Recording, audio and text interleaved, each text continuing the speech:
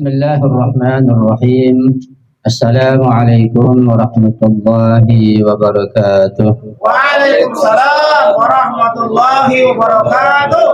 Alhamdulillahirabbil alamin wal 'aqibatu li ahli taqwa wal yaqin wala 'udwana illa 'alal zalimin.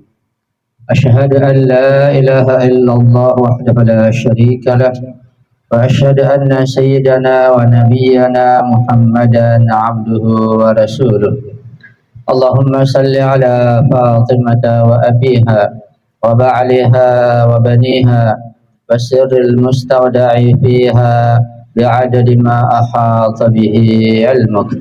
Allahumma kun li waliyikal hujjat ibn al-Hasan salawatuka alaihi wa ala abaihi fi hadhihi as-sa'ah وفي كل ساعة وليا وحافظا وقائدا وناصرا ودليلا وعينا حتى تسكنه أرضك طوعا وتمتعه فيها طويلا برحمتك يا أرحم الراحمين. ربي اشرح لي صدري ويسر لي أمري واحلل عقدة من لساني يفقه قولي أما بعد. Yang kita hormati dan kita muliakan Sahabat Bait, Sahabat Musibah, keluarga besar almarhum Bapak Haji Muhammad Tarmizi dan juga Bapak Agung dan putra putri keluarga besar beliau, dan yang saya hormati, yang saya cintai, ikhwani akhwati rahimakumullah. Alhamdulillah, syukurillah, pada malam yang mulia ini kita kembali bisa berkumpul di rumah yang penuh berkah ini untuk bertakziah, untuk membacakan surat Yasin, tawasul dan kajian, dan insya Allah pahalanya Allah sampaikan untuk orang yang kita tujukan, wabil khusus Sahabat Bait almarhum Haji Muhammad Tarmizi, juga arwah seluruh famili kita, orang tua kita, dan seluruh saudara kita. Amin ya rabbal alamin. Pada malam yang kedua saya berada di sini ingin menyambung pengajian yang kemarin yang belum lengkap dalam menjawab pertanyaan Ustaz Sayyid dan Bapak Haji Dede. Sebelum itu saya akan berikan pendekatan tentang orang yang telah meninggal dunia. Dan saya telah mengatakan bagaimana riwayat bahwa kematian itu adalah perpindahan, intiqal min makanin ila makan, pindahnya ruh dari satu tempat ke tempat yang lain. Jadi ruh Haji Tarmizi sudah berangkat duluan dan kita akan menyusul, dan itu sifatnya pasti, kita tinggal menunggu giliran kita. Kita sebagai orang yang beriman, yang berwilayah, saya akan memberikan pendekatan agar kita tidak merasa takut kepada kematian, karena kematian adalah kenikmatan dari Allah Subhanahu wa Ta'ala. Kematian adalah keindahan dan perjumpaan dengan orang yang mulia buat orang-orang yang beriman. Kita mengetahui dan kita meyakini misalnya bahwa saat ini orang yang paling mulia adalah Imam Zaman, Imam Mahdi, Imam yang ke-12. Dan beliau dalam keadaan gaib kubro, buat sebagian atau buat kebanyakan kita umat manusia. Buat orang tertentu tidak gaib, seperti Syekh Bajat ketika ditanya, wahai Syekh Bajat, kapan Imam Zaman bisa hadir, bisa muncul? Dia menjawab, memangnya Imam Zaman kapan gaib sehingga harus muncul?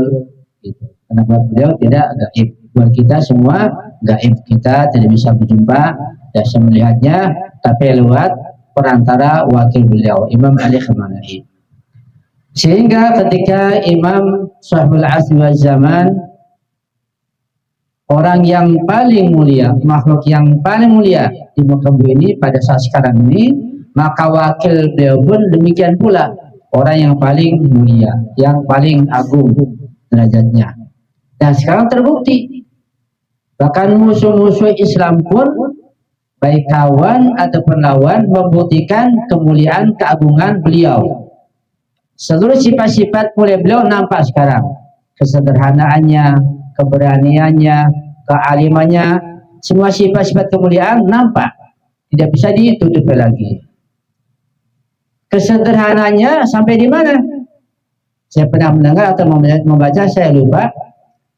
Pada suatu ketika beliau terkadang keluar kota begitu, berkunjung pada keluarga syuhada atau tempat yang lain. Karena di musim panas beliau keluar. Musim panas di sana berapa derajat? Di atas 40 derajat sampai 47 49. Luar biasa panasnya. Musim dingin bisa di bawah 0 dan turun salju. Luar biasa. Tidak tergambarkan. Musim panas begitu menyengat, beliau keluar. Kemudian beliau pulang kembali ke rumahnya, ke kamarnya. Jadi sudah ada AC, ada cooler yang membuat ruangannya dingin. Dia terkejut. Ini siapa yang pasang AC di ruang ini? Dibilang, wahai Sayyid, ini sangat panas luar biasa. Kita pasang AC buat antum supaya bisa istirahat. Dibilang tidak. Copot itu AC sampai orang Iran rakyat yang terakhir pasang AC, aku baru pasang AC. Begitu. Jadi beliau tidak ada AC rumahnya. Kalau di kita bisa dipasangin cukup. Musim panas bagaimana? Nggak ada AC. Itu kesederhanaan beliau. Lihat sendalnya, lihat pakaiannya, lihat semua anak-anaknya yang jadi ulama semuanya masih ngontrak dan tidak ada yang jadi pejabat.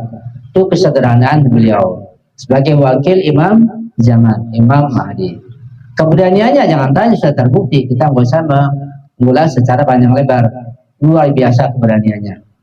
Bahkan berita yang terbaru yang sampai kepada saya, ternyata Bahrain itu diam-diam tanpa diketahui siapapun, ternyata punya rudal dan punya kekuatan.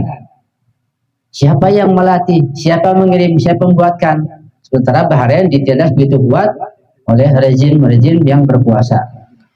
Tapi ternyata diam-diam bisa mengirim rudalnya ke Israel. Dari mana? Siapa yang melatih? Itu luar biasa. Suriah juga bangkit dan semuanya bangkit. Ya.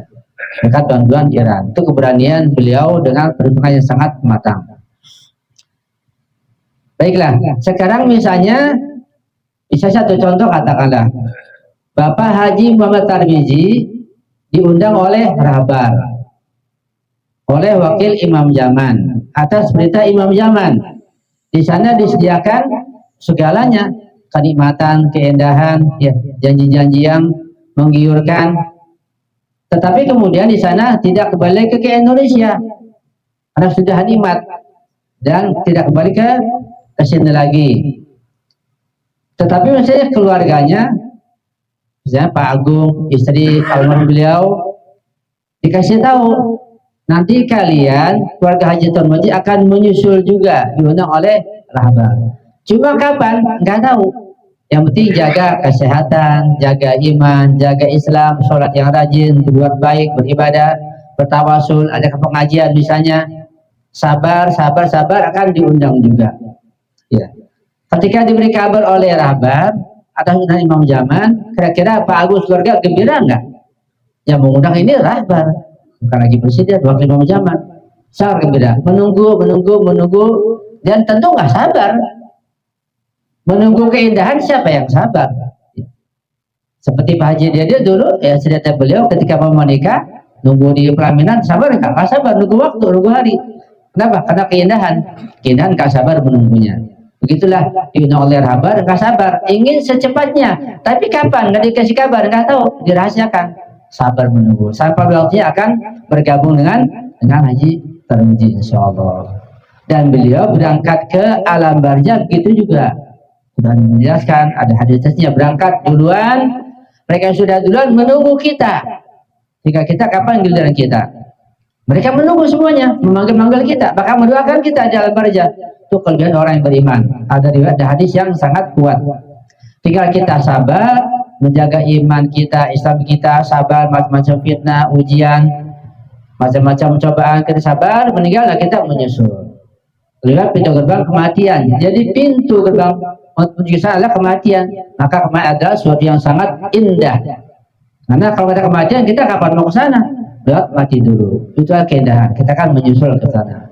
Itu gambaran betapa indahnya kematian, dan kita akan menyusul mereka di sana di alam barzah, bukan lagi ke Iran undangan Rahabat, tapi ke alam barzah undangan Rasulullah, undangan Imam Husain, undangan Azhar alaihissalam. Betapa indahnya. Kalau kita nggak merasa rindu, nggak merasa indah, ya berarti kita tanya iman kita. Kita tanya kewilayah kita sampai mana? Kok dengan Imam Husain nggak rindu? Kok kepada Rasulullah nggak rindu? Kalau rindu pada beliau, kita banyak salawat, ya, kita akan mengharapkan kematian dengan mati husnul khatimah insyaallah. Amin ya rabbal alamin. Shallu ala Muhammad wa ali Muhammad. Allahumma shalli ala Muhammad wa ali Muhammad. Allahumma shalli ala Muhammad wa ali Muhammad. Allahumma shalli ala Muhammad wa ali Muhammad. Ajil farajahum.